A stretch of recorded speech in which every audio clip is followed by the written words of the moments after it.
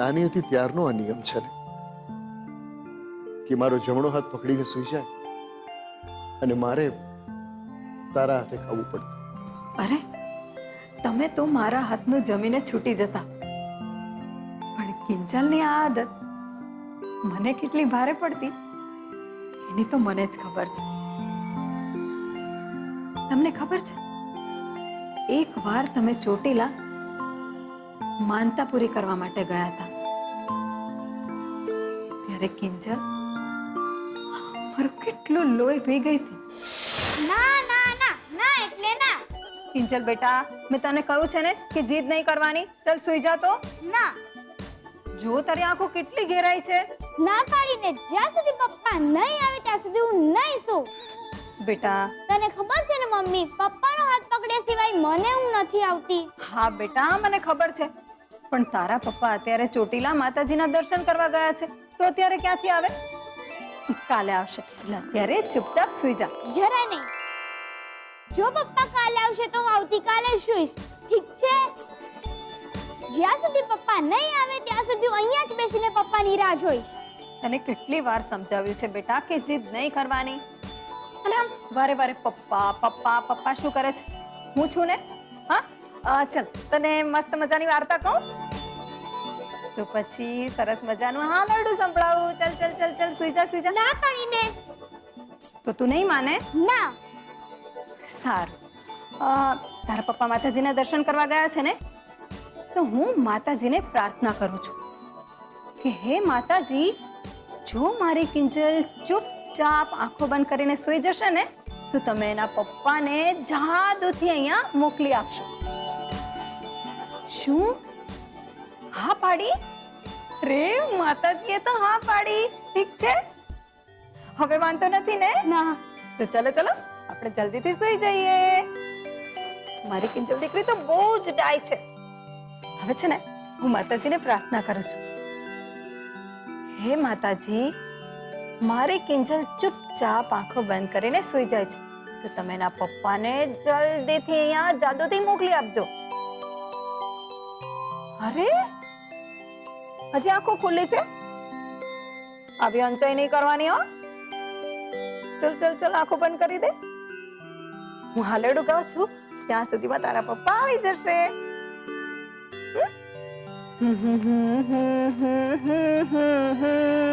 તને હાલા વાલા ગાઉં, તને તેડીને રમવા લઈ જાઉં, તું સુઈ જા રે લાડકડી, તને રામજીની રક્ષા, તને સીતાજી ઝુલાવે.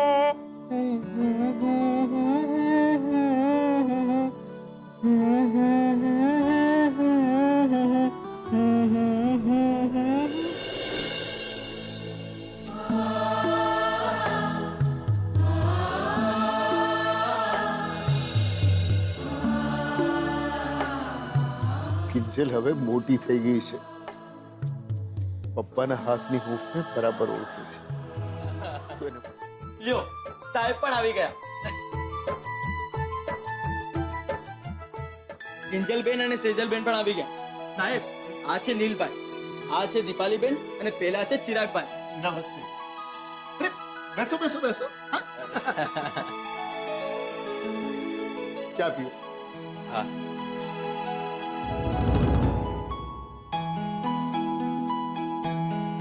તમે લોકો તો પેલા પિક્ચરમાં હા હા એ છે. અરે અંકલ, જબરું તમે તો ઓળખી કાઢ્યા અમને. અને હા, સાંભળ્યું છે કે તમારું એક નવું પિક્ચર આવી રહ્યું છે. શું થયું? અરે શું થયું એટલે આ તમારા પિક્ચરનું નામ પૂછી રહી છે. શું થયું?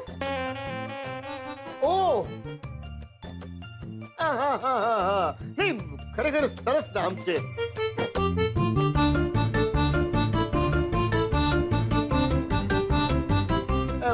પણ મને કહેશો કે પિક્ચરમાં એવું તો શું થયું કે આવું નામ રાખ્યું?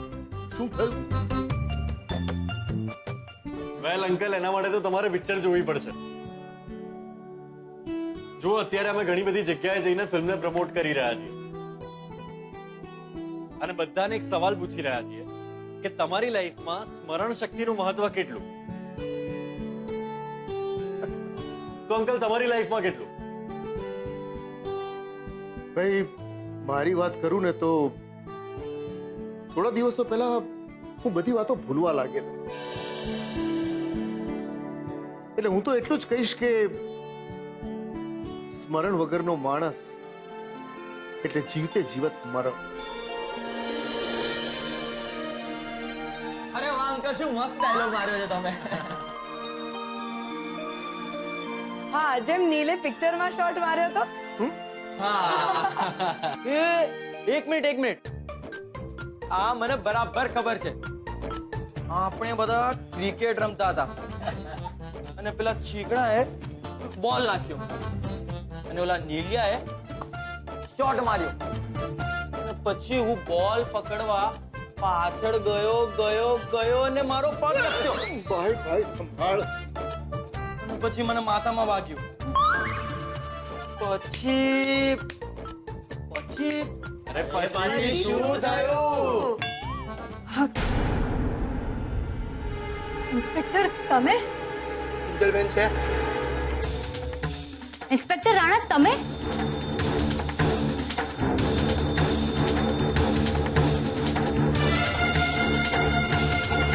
તમને થોડાક સવાલ કરવા હતા.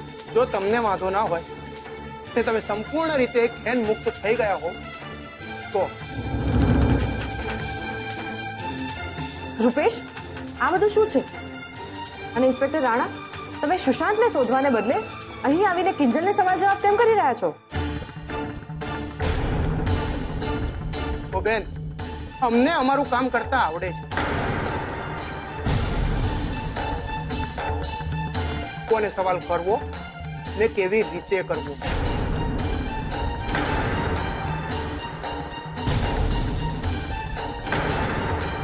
કિંજલબેન, તમારા હિસાબે આ બધો પ્લાન કોનો હોઈ શકે?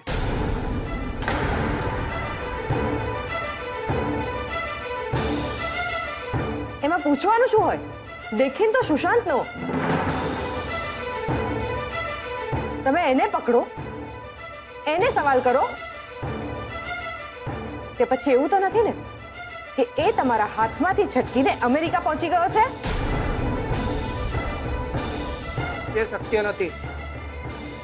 ફાર્મ હાઉસ ઉપરથી એક બેગ મળી છે જેમાં રાહુલ, કિંજલ અને સુશાંત ત્રણેયના પાસપોર્ટ છે.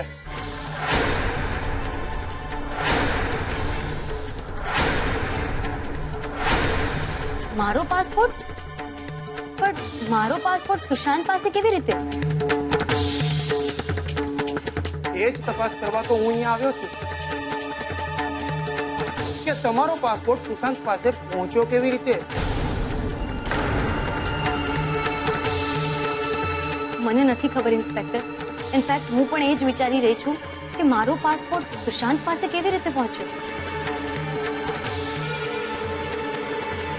ક્યાંક તો ભવાની બાએ તો પાસપોર્ટ નહીં આપ્યો હોય. પણ ભવાની બાનું કહેવું તો એમ છે કે એ કામ તમારું જ છે. તો પછી રાહુલના પાસપોર્ટનું શું? એ સુશાંતે માંગ્યો હતો. કીધું હતું કે યુએસ ના વિઝા અપાવવા માટે તને મદદ કરી. પણ એ લોકો ખોટું બોલી રહ્યા છે ઇન્સ્પેક્ટર. બની શકે, પણ જો કોઈ માણસ અમને કંઈ જણાવે તો એ વિશે પૂછપરછ કરવી અમારી ફરજ છે. સો મિસ કિંજલ, તમારો પાસપોર્ટ તમે સુશાંતને આપ્યો હતો? અરે, હું મારો પાસપોર્ટ સુશાંતને શું કામ આપું? પ્રેમ. આ પ્રેમમાં ભલા માણસો કઈનું કંઈ કરી નાખતા હોય છે. આ તમે શું બોલો છો રાણા સાહેબ? કિંજલ શું કરવાની સુશાંતને પોતાનો પાસપોર્ટ આપે? વાત ખાલી પાસપોર્ટ પૂરતી નથી, પણ અમને એ બેગમાંથી કિંજલબેનના આઈડી પ્રૂફ સાથે સાથે મુંબઈ જવાની 2 ટિકિટો પણ મળી છે.